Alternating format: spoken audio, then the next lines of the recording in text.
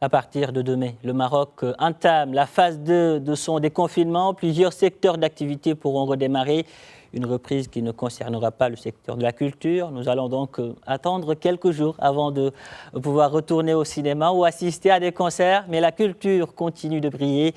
Et nous allons en parler avec Ilham Belada, que je retrouve ce matin avec beaucoup de plaisir. Bonjour Ilham. Bonjour Pape, moi de même, je retrouve avec beaucoup de plaisir.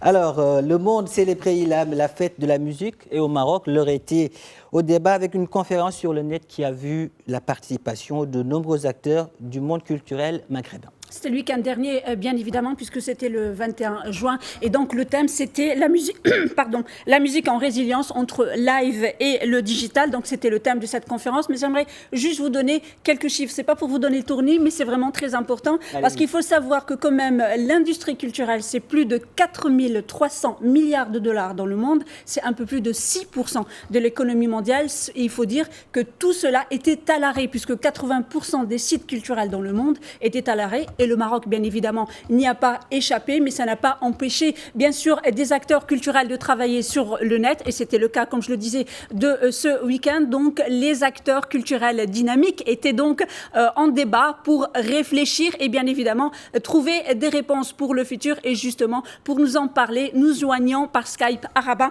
l'un des acteurs culturels dynamiques du Maroc, Brahim Mzned, qui est directeur artistique du festival Timitar et, bien évidemment, fondateur et directeur de Visa pour Musique. Brahim Mzned, bonjour. Bonjour Ilham. Alors merci à vous. Alors ma toute première question, vous avez participé à cette conférence très brièvement pour pouvoir parler d'autres questions bien évidemment. Quels sont les éléments que vous avez retenus pour justement la relance dans les semaines, les mois à venir du monde culturel et du monde de la musique ? Nous avons organisé cette réunion dans le cadre du mouvement Resiliart initié par l'UNESCO depuis le début de cette crise. Et donc, nous avons invité d'excellents intervenants, des acteurs culturels, des artistes de haut niveau qui ont voulu bien participer aux 3 panels que nous avons organisés. C'était un séminaire sur une journée. D'ailleurs, ça a été l'occasion aussi d'écouter le nouveau ministre, M.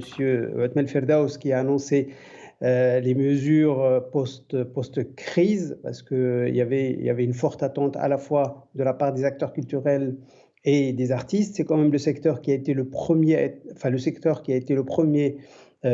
impacté et probablement le dernier à reprendre.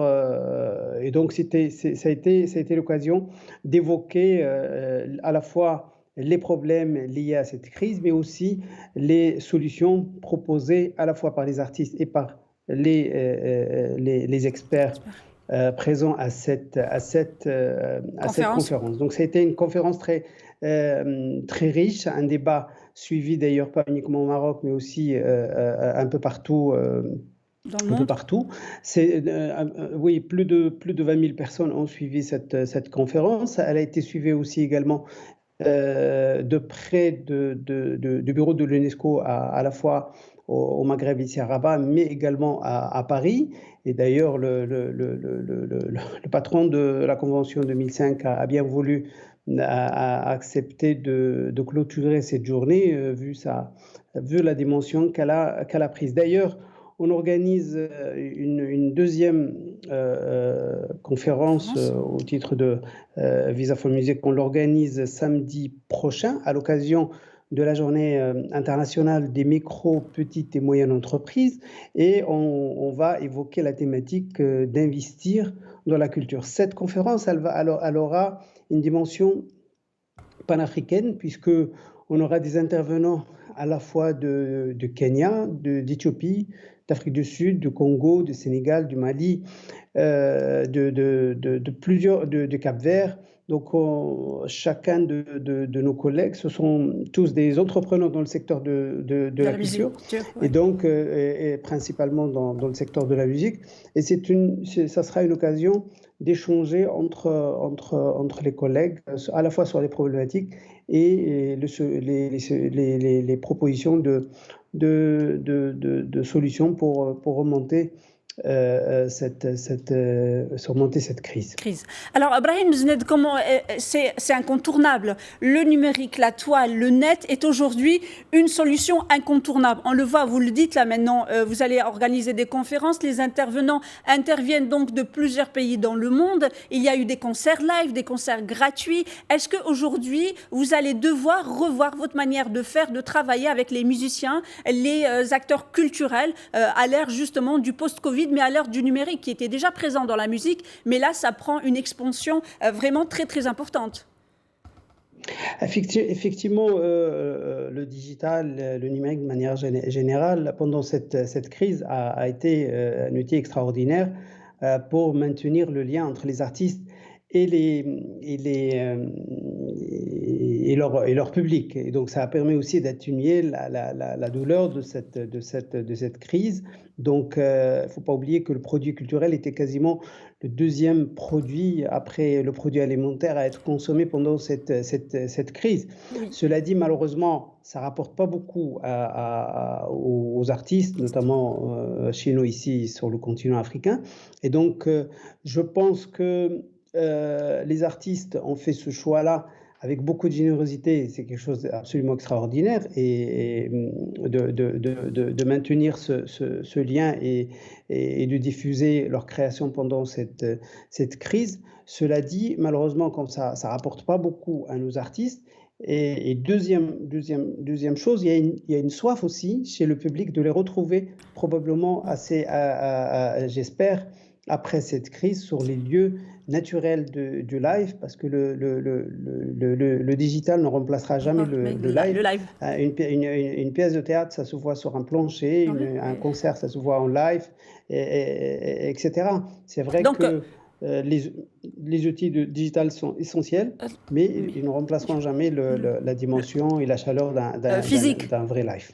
Justement, alors ça me permet d'arriver à la troisième et dernière question, mais très brièvement. Vous êtes donc le président fondateur donc Visa pour Musique qui a été maintenu pour cette édition 2020. Ça se tiendra du 18 au 21. Visa pour Musique a été pour de nombreux un tremplin pour une carrière internationale. Et c'est le cas donc par exemple d'un de vos lauréats de 2014, Mehdi Nassouli, qui vient de sortir un duo avec le groupe français, donc La Caravane Passe. Je voudrais juste, avant de vous poser ma question, écouter un extrait donc de Nomadic Spirit de Mehdi Nassouli et La Caravane Passe. On écoute un extrait.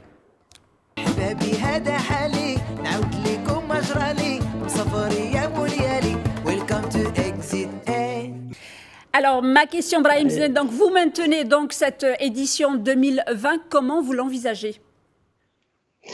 Dans tous les cas, nous, malgré les incertitudes liées à l'évolution de cette pandémie et de ce virus, nous avons fait le choix de ne pas rester dans la passivité.